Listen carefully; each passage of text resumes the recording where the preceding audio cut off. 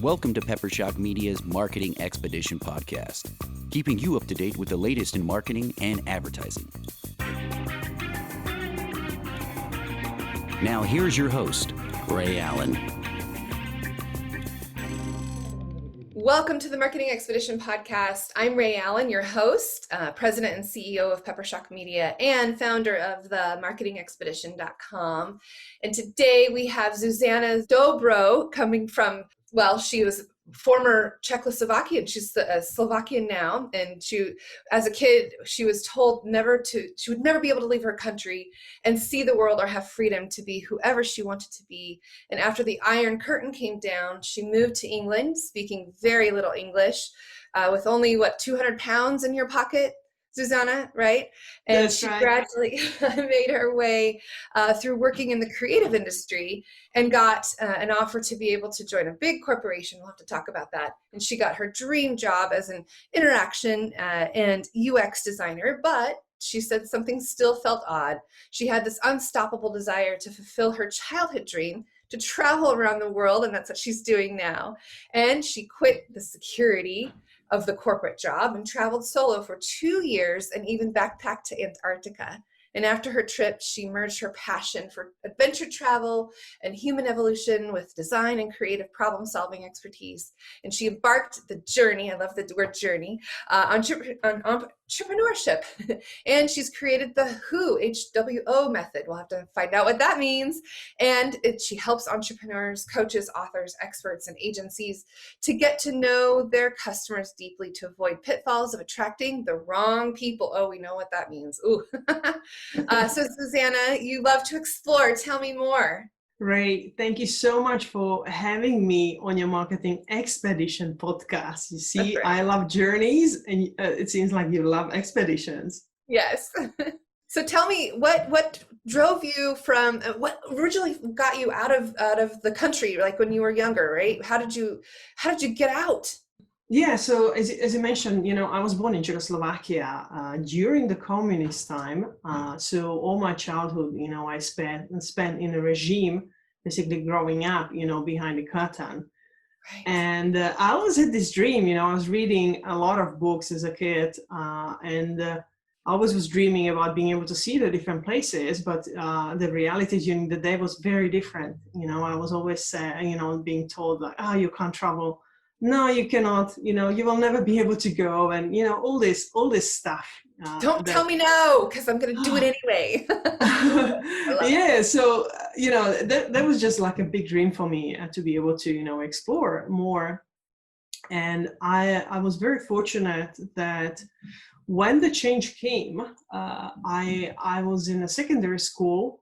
So, I was starting to basically see the changes, and I was like, whoa, hold on a second, like what's happening? Like, how big is this change? Like it was a big mess, for many people, I would say. And, it took some years, transitioning from a regime now, like, okay, democracy, what is that? Right. Especially for younger generations, because, if I was born in a certain regime, and I didn't know how it was before until my grandparents told me, and my mom also, you see. So your family will educate you accordingly, but still, it's not the same when someone tells you this is how it used to be, where who actually lived through it, where if you live through it, so you don't have those sensations, you don't have the experiences. So I was super curious, and I left my country when I was 18. I went to England to learn English. Yes, you did, and you're doing quite well now. Thanks. Well, to be honest, it took me some years, to really master language. And one thing I definitely realized is that better English I spoke, each year it was better and better and better, better opportunities I was able to have, because, that obviously gives you a better, expression, right? You can defend your work more, and especially like I was working in creative space as a designer, and obviously you need to explain your thoughts, you need to explain your process, you need to explain how did you get to this result, you need to defend your work. Right? You say sometimes you have to defend your work. you have to present, and like if you don't know how to speak, like there's no chance. I mean, yes, you could be locked up somewhere in a studio doing illustrations and not wanting to have that interaction with clients, but I love having that element, with clients. So I was that type of personality that I would want to be in the meetings. I would, want to be part of the process. I very much never really enjoyed when someone told me what to do. Oh yeah, it's from my childhood, I guess. Like, no, don't tell me that. No, hold on. I have tell me no, I'm gonna do it anyway. way. Yeah, absolutely. So you were going through and you worked for a big corporation, and tell me about that a little bit. What were you doing? Yeah, so like for before that, I was working across different design studios, very very boutique, very cool work, very fun lifestyle, for the creative in London. And then I actually got, there was a headhunter that reached out to me and I said, hey, I have this interesting role, but it's for big corp. Would you be interested? Which means for a creative like me at the time, I was like, oh, okay, well, to go in-house, nah. Right. Nah. Oh. It's like, what is that all about? But then I was curious and I was like, okay, hold on. Okay, so before I actually dismiss anything based on my assumptions, let me just check it out, right? So I started to, I just ask more questions. What is the team about? What is the work about, right? Would I actually really enjoy it? And it was very interesting because I had that after all. Being an designer, right? It's okay. It could be. Yeah, I like, I parked my assumptions for a second and I just really focused on what type of work it would be. And it was very much aligned to what I was doing before, where I was a lead designer and I was doing a lot of work for entertainment clients. So a lot of movies, especially, which was a lot of fun. Like you get to go and see a pre-screening of the movie, so you can actually work on that and creating campaigns. And this work for the bigger corporation was similar. So they had very similar clients. And it had something even more interesting, is that I had an opportunity to work on R&D products for advertising industry. That would be then actually, if they would, pass and if they would be basically, tested out and really, embraced by the industry, that then would be implemented. And that was something like, ooh, this is interesting, So I was very curious, and I said, okay, well, I will never know until I try it. So I went for it, and I stayed in that role almost 3 years, I would say. So the team was really cool. There's a lot of interesting stuff. I learned a lot about big company, how it works. It just gives you a very good perspective. So now I can honestly say that I can compare both sides because I've been there and I experienced it, and I know what works, what doesn't work, what are the advantages, disadvantages. So, overall, very positive experience when I look back now, so I learned a lot in that role for sure. Cool. And then, so from there, what did you do after you worked in the corporation and worked with the team? Where did you go then?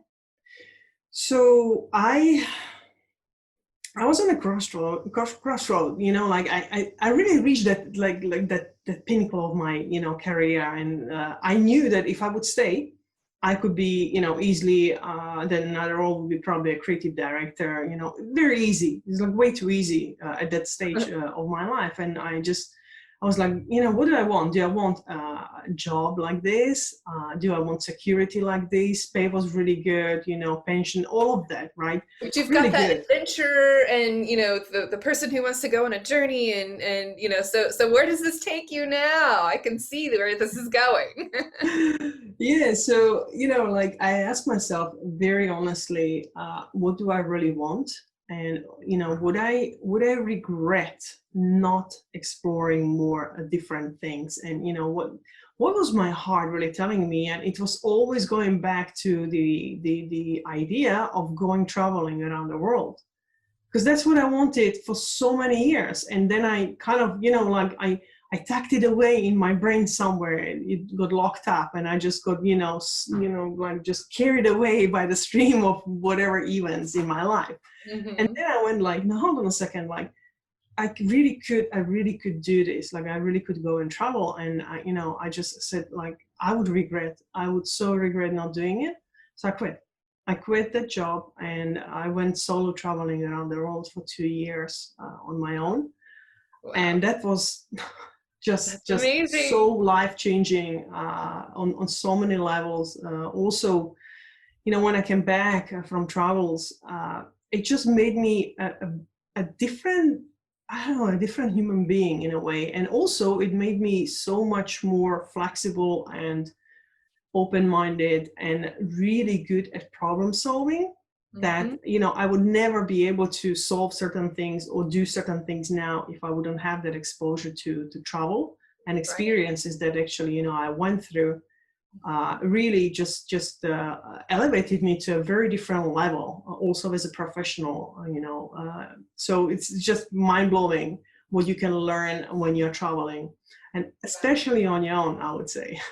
Yeah, that's amazing. I mean, I took one solo trip to South Korea for me, and that was, like you said, kind of life-changing, because you learn new cultures, you learn about different ways to do things that you otherwise never had thought of or understood. And yeah, when I went to go eat, you had to push a button to get service, and I didn't understand that, and I couldn't understand why they would never come to my table until I realized you have to push the button. I mean, just the littlest things that you learn, right?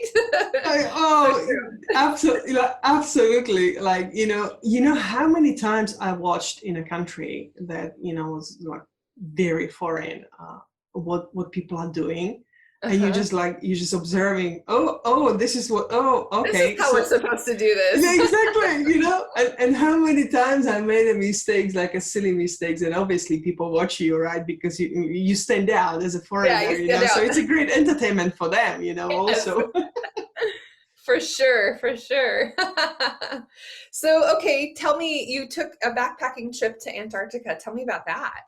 Ooh, so I was super tempted to really see how I can make it, right? Like, how is it possible to go down and see that continent? And so I started to research a little bit online, but it's kind of, there is nothing super solid. Some travelers wrote about it and just gave some suggestions. One of the main ones was really, you need to go down to southern part of Argentina, Tierra del Fuego, Ushuaia, and you need to try to see if there is a way that you can get yourself on one of those ships that go down through Drake Passage. So I was literally just taking a risk, really, taking chances and doing that. Wow. One advantage that I had, I would say, that really helped me a lot is that I speak fluently Spanish.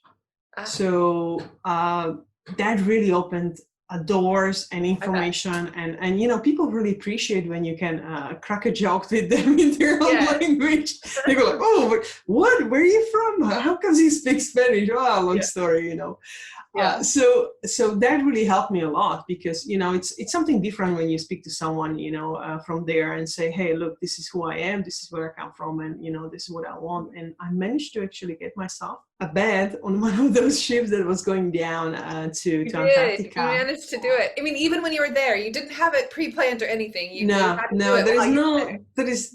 is no. It's not 100%, if you are trying to get yourself on a ship like this, unless you buy it from your country, and then those prices are not they're expensive. It's not everyone. There is a running joke that usually it's people that are retired that can afford and go down to Antarctica on one of the. It's not even cruise ships. Like cruise ships, the big ones, right? They're not allowed to go below a certain. There is a marker basically on amount that they cannot go below because I think it's something to do with fuel. Gotcha. So there are only certain type of the ships, that specialize or tours that specialize that will take you, down all the way down. So, but it's a very niche market when you think about it, you know, and it's like, and that running joke that only retired people go down, it's not a joke, it's actually kind of true. Because I've seen the reality once I was on a ship, you know. Yeah. Well, but there were a few young people. Yeah, you've got to do that before then. So you must have became friends with our mature audience then. That's awesome. Yeah. I mean, like, no offense to anyone. You know, I think it's amazing when people still, anyone at any age decides to go down and see the continent. Kudos to them, because it is absolutely amazing trip. Honestly, like, I didn't want to come back. I was so fascinated by the landscape, the scenery, and just vastness. Like, I felt so tiny comparing to what I've seen in there. So it's so beautiful, really. Nice. I'm sure I'm going to return. I know. So, yeah, I know, right? But you can return when you're retired as well. There you go. That's a good reason, right? Right? Yeah. If I retire, I don't know if I'm planning to retire or anything. Like, I don't understand that concept, you know, retirement. Yeah. So now you're back from Antarctica. You've started your own journey. Tell me now, what you're doing now is what you began. I mean, what started after that, right? So tell me more about what you're working on now with your clients and people that you help and who you serve. Sure. So you know, after coming back, I was thinking like, what do I, you know, where do I want to be? What do I want to do? You know, after the trip, and the question was, do I want to end? You know, like, do I want to end it? And to be honest, like, I had opportunity to stay on the road and be, you know, maybe a traveling nomad. It's actually really easy once you see how easy it is, and really inexpensive in many places. Right. But, you know, there was something that really was still driving me back to come back to Europe and see, you know, what else I would like to do, and where's kind of a hub of like-minded people, you know, that love doing and creating. And that's who I am. I'm a creator. I've always been creating something. I guess it's just part of me. I don't know how else to describe it. Yeah. And I was looking like, okay, so if I come back, what would I like to work on? You know, who I would like to basically help with work, and what are my kind of boundaries, you know? So I definitely knew that I do not want to have any kind of a full-time job or, you know, commit myself to any company. That was like, that's just not an option for me. Nope, been there, done that. Now I need to do my own, huh? Yeah, and you know, it's not even that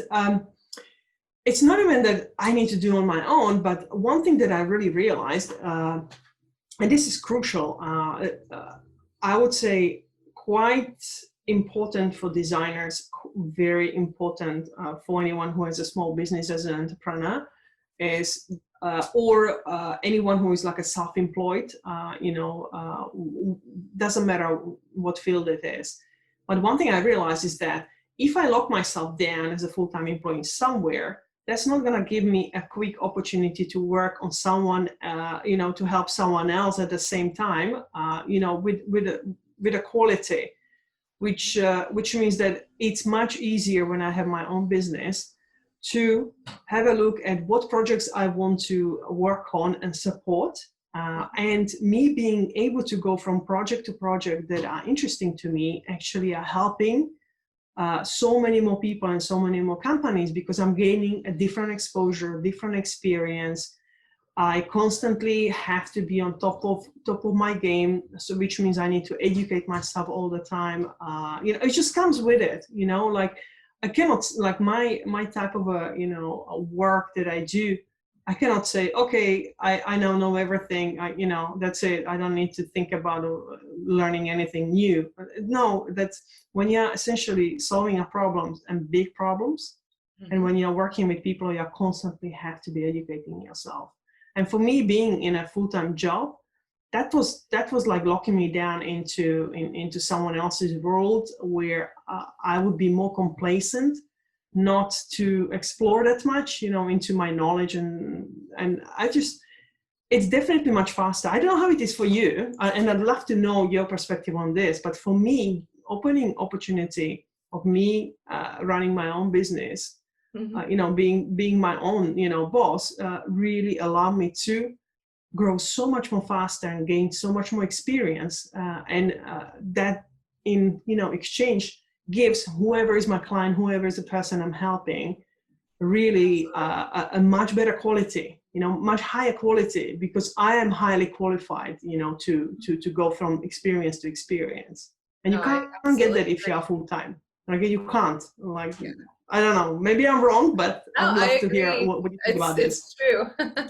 Well, because then like you become that problem solver because it's on you to be able to solve those problems for yourself, for your clients, and for your employees in my case. And you're right. I mean, it does make you it does expand your experiences enormously when you know that you have that capability to become who you need to become, not because of someone because you're working for somebody, but because you are doing your own journey, right? You are going through your own process of what works, what doesn't work. And, Yeah. critical thinking is, very, it comes to light very much so. Yeah. Yeah, no, yeah, definitely, and, now, I still from time to time take on more complex work for probably like a mid-size company. It really depends from a project. I'm not after like who is the company, and I need that on my portfolio or website. None of that. Like, I'm like, that's not important to me. But what's important to me is that what are we trying to solve here? So I really I have my criteria, for certain projects. So I might be working with a bigger teams, even on a scale of working in different time zones and different continents. Mm-hmm. So, it really depends from a project. But also this year, really, I started to focus more on smaller companies and on entrepreneurs. So now I really help entrepreneurs to attract their dream customer.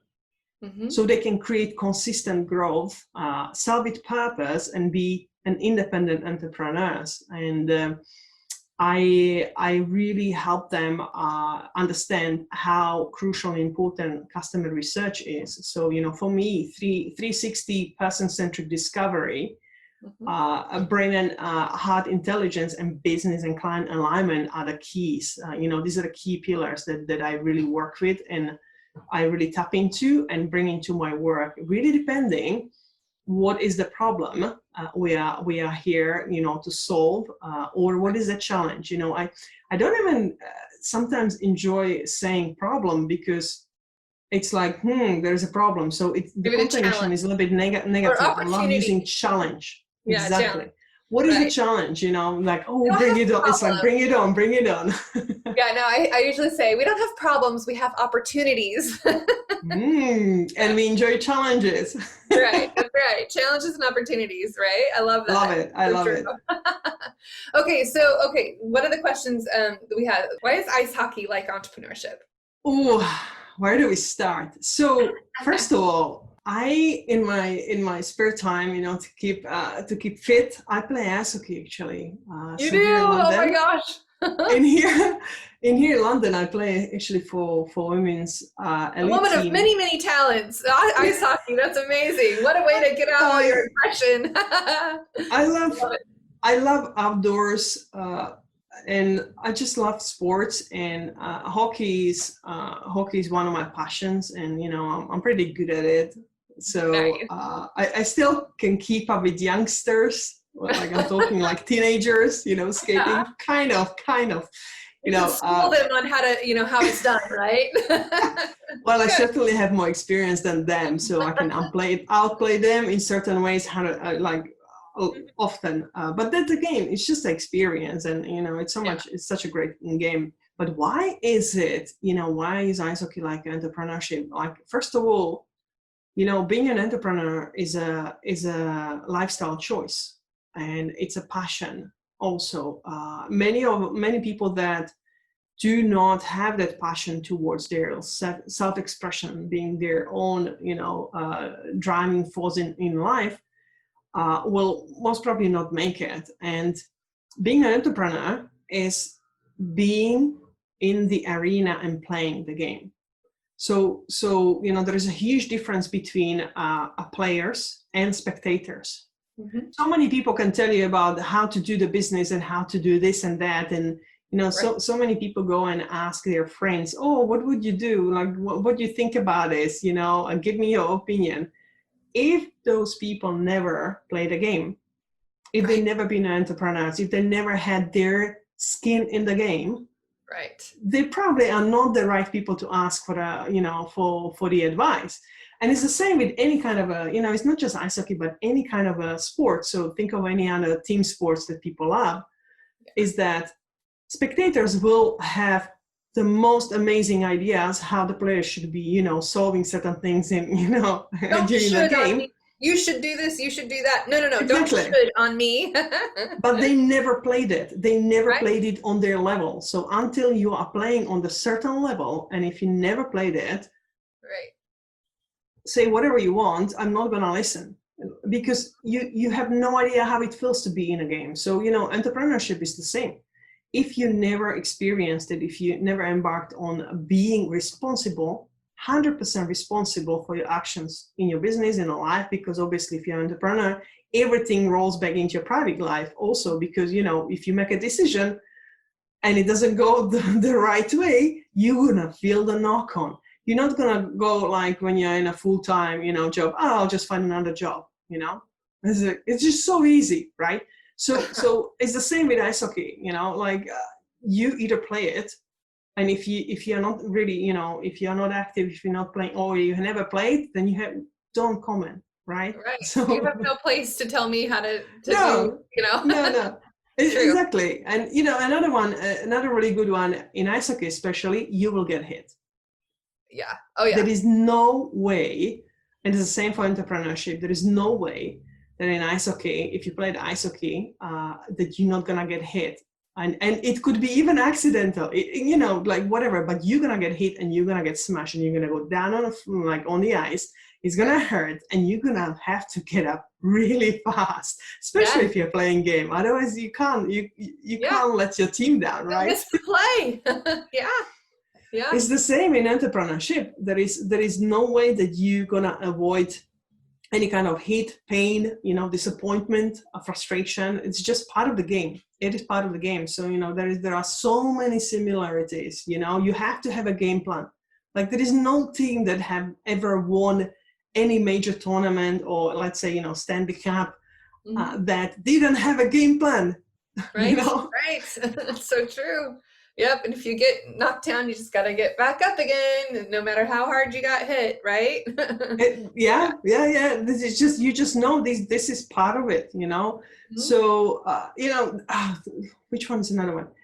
Work ethic is very important. Like if you don't practice your skills, especially in hockey, if you don't skate, and it takes years to master your skills. You're not going to master it, in 1 or 2 years. It just doesn't happen. So, you have to have the work ethic to really be consistent. And even though you're feeling like, oh my gosh, like I'm really not, like, I don't know how I'm going to do this, right? Yeah. And if you keep on at it, and if you forget about, like, if you switch off your head and just practice, you're going to get there. You're going to improve. No matter what, you're going to improve your skills. And it's the same with business. If you think that you're going to master, let's say a really good example is anyone who is a really good expert, let's say working for let's say a corporation, let's say in marketing, since we are on Marketing Expedition podcast, right? Anyone who leaves, let's say a bigger company and now say, okay, I had enough. I really want to, I'm really good at this. And I really want to have my own business now, my agency or whatever they decide to do. Maybe they just want to be a consultant. That's absolutely fine.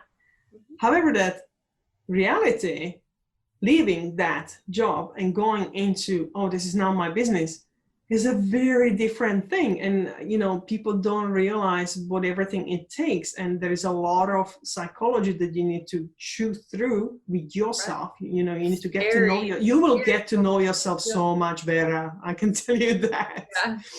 Well, and it's interesting because when you do start, one of the first things that a marketing where in marketing track, what you want to do is figure out who your customer is going to be. And like you said, working on how to understand your customer best and how to attract the right customers. Let's talk a bit about your work and what you do to help your companies invest in in how to understand what their customers are doing and thinking and feeling. And, we do this empathy map where we empathize with our customer, right? Create their kind of target audience. But let's hear a little bit more about how you go about doing that. What's your tactic or what's your approach in helping these companies figure out who to go after best? Sure.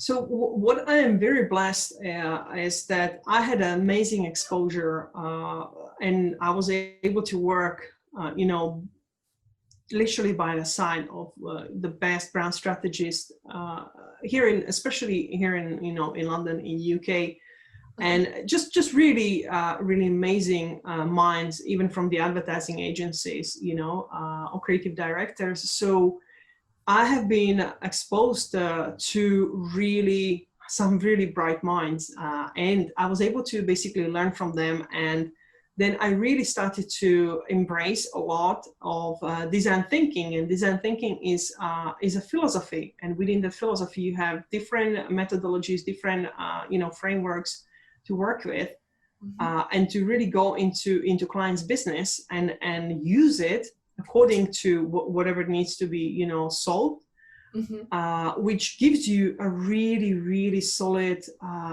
way of actually solving so many things in a business, or giving and finding the answers to so many assumptions before the businesses actually go and invest a vast amount of money actually developing or creating the solutions. So design thinking is fantastic to validate the ideas before they are actually produced, and everything. I am very person-centered. So user in tech would be a user-centered, consultant or designer, where I would be really focusing on customer experience and user experience.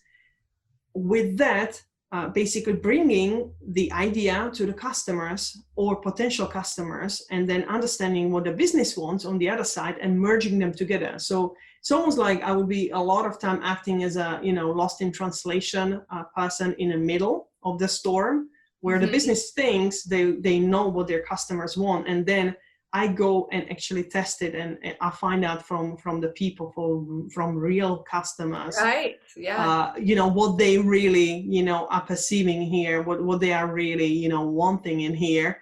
And then bring it back to business, and I say, hey, like you are really out of alignment.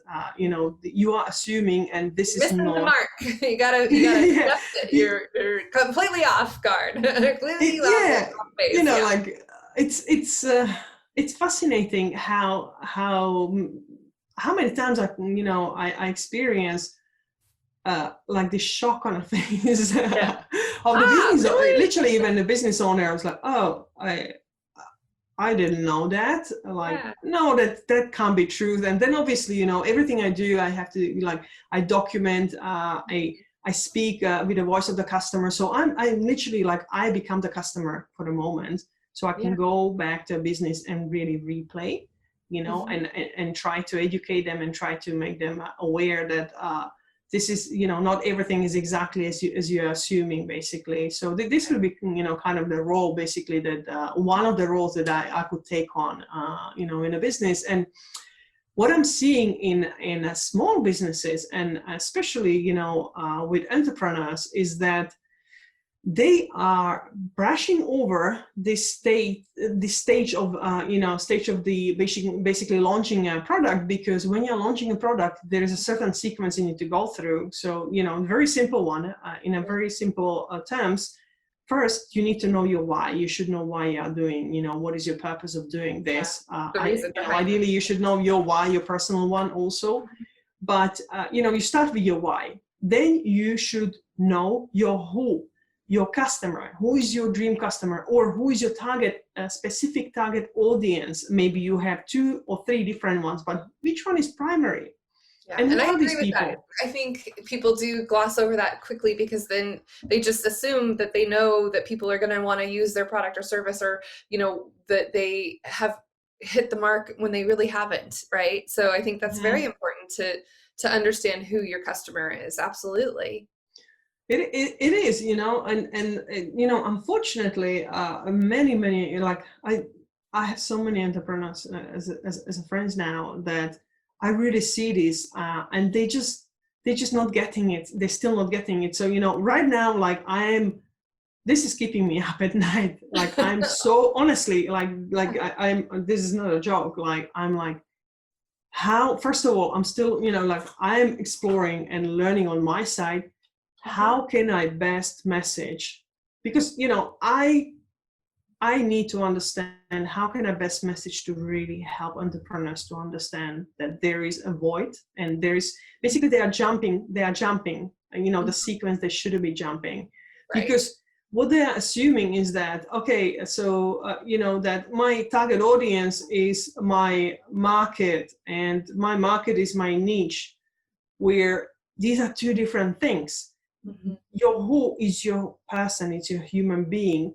Right. Where they Right. are is in the market. So your market is filled with people, and you need to first understand who these people are in order to be able to find them, because where is location. You see, this is a big difference. And I can see in direct marketing especially, and the gurus of the month teaching people, oh, you need to carve your niche, and the riches are in the niches. I can tell you, the riches are not in the niches, Mhm.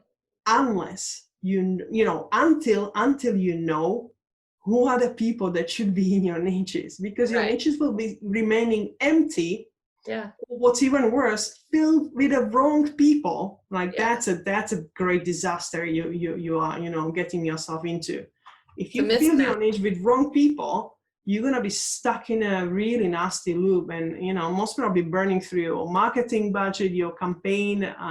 You're just gonna be very off target, and only then you go, what is my offer, what is my product, right? And then the tactics, how do I deliver the marketing tactics, or strategies. And then when, you should know your timings, right? There is a sequence in there. There is why, who, where, what, how, and when. Mhm. If people, well, especially, I mean, especially smaller businesses, entrepreneurs, they jump from why. I have this, desire to launch this product, and they either jump into where, into the market, or into what, straight into the product, into their offer. Yeah. And And then they're trying to not figure understanding out, your customer. who are the people that could actually really like my product, because the product is already here, and it's just completely wrong way around. This Right. is an old way. This is a past century way of doing things. Yeah. No, it's a different approach. Build it and they will come. That's not true. You need to have them tell you what they need first, and then you can build it, and then they will come for sure. No, we do a process too where we're empathizing and trying to step into the customer's shoes, for our clients to get them to understand, you are not your own target audience sometimes. And that's really hard from a creative standpoint. I'm sure you've presented materials that the customer, that their end user wants, but then they don't like it, and then now suddenly it's squashed because they don't like it, but they may not be their own target audience, right? They may not be their own person who would purchase from them, so it is hard to kind of keep that alignment going. And I love that you do that to help make companies and entrepreneurs understand that you may not be your own audience here. You may not, just because you don't like listening to the radio station that your audience listens to, doesn't mean that it shouldn't be there, right? And that is a huge disconnect sometimes, where people think that they need to like the color schemes and the backgrounds and the user experience, but if they're out of the generation or out of the market that they're not serving, you have to get them to understand that, right? I mean, that's kind of half the battle, right? It is, because like the core of like really good marketing is your messaging and your offer. Yeah. And then design and everything else is just it's nice to have. Like it's a beautiful bonus once you really nail it, right? It's a beautiful domino, but if you do not speak the lingo, if you don't know the voice of your customer, literally voice of your customer, if your messaging is going to be off. Like it all has to work together. It's a mistake. And I can tell you, like, I know for a fact that with copywriting, really good copywriters, they start with the customer. So the Agora Publishing, one of the, I don't know, billion, I don't know what their profit is. It's just insane. Like, they're amazing. Like, honestly, like as a copywriting, company, they start, their first step is to do research. They do market research and customer research to be able to then, understand everything about their target audience. Because if you don't know that, how do you know what your customer or potential customers actually already know, right? This is all about a market sophistication. If you don't know where within the market sophistication stages your product or your offer that you are thinking of is, you don't know how to message. You might offend them, you might, say things that they already know, like you said, and if they are more sophisticated than that, you might actually offend them and turn them away because, you're treating them like idiots, and you don't want to do that, right? You want to, like you said, make sure that they're to the level of where you want them to be and where they need to be and where you're supplying them with the information that they need that's useful and relevant, right? Yeah, for sure. No, I love that. I could talk about marketing all day with you. This is amazing. Yeah, sure. Yeah. We'll have to do this. We'll have to do another part, Zuzana. Anytime. I mean, there is so much, there is so much goodness that can be really shared. And hopefully, whoever is listening will be able to take away those little tiny nuggets that are going to make them think, right? Yes. It's all about asking better questions, that is so crucial. If you learn how to ask better, expanding quality questions, you will get equally better, expanding quality answers. Absolutely. I love that, for sure. Well, Zuzana, can you tell us how people can reach you or how they can get a hold of you and, ways that we can follow you and for our listeners? Sure. So I would say the best way to start really is through my website, which is ZuzanaDobro.com. And that's, let me spell it for you. That's ZuzanaDobro.com. And Excellent. Then, just reach out in there. I'll have links in there to my, social media accounts, and just send me a message. I love to talk to people, basically. Excellent. And we'll put that in the show notes and everything too. So one last question we didn't really get to talk about, but what is, so that's what you were saying, I guess, really the who method. And that's really that's kind of what you call it, right? The who method of everything that we were discussing, right? Yeah, like the who method, and anyone wants to check it out. It's thewhomethod.com, and it's really, really focusing on helping small businesses and entrepreneurs with their customer research, and really looking into that 360 view of person-centric research and what it actually means, because customer research is different to market research. So unless you understand the differences, you probably will only have half of the picture, or you've been only getting half of the picture of information and intel into your business. So there is so much more to it. And, for people to understand really where I'm coming from is that,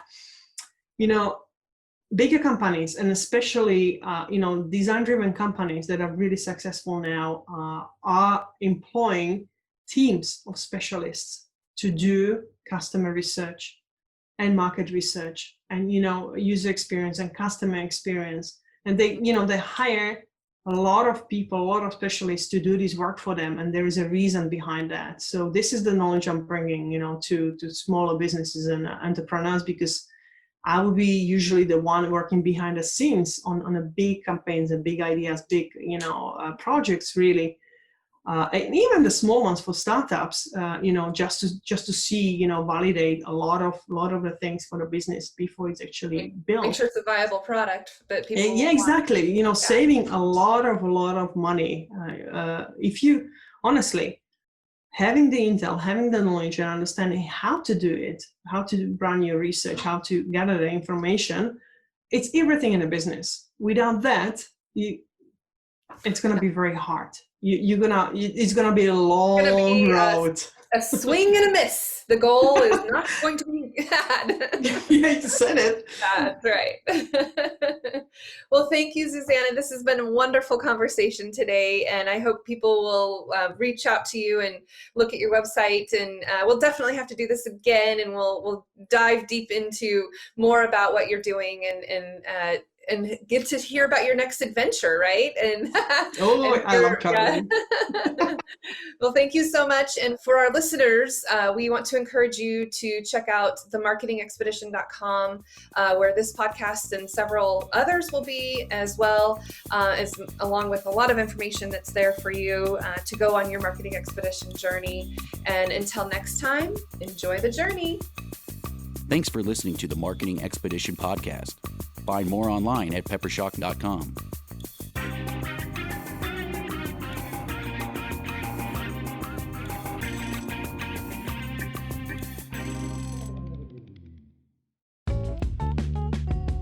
Wouldn't it be great if there was one place you can go to get all the latest information and tips about marketing and advertising? The Marketing Expedition community is that place. People like you gather in our online community to build relationships with others and find the latest marketing trends, tactics, tools, and technology. We help you build your brand and your bottom line. Start your adventure today. Visit themarketingexpedition.com to find out more.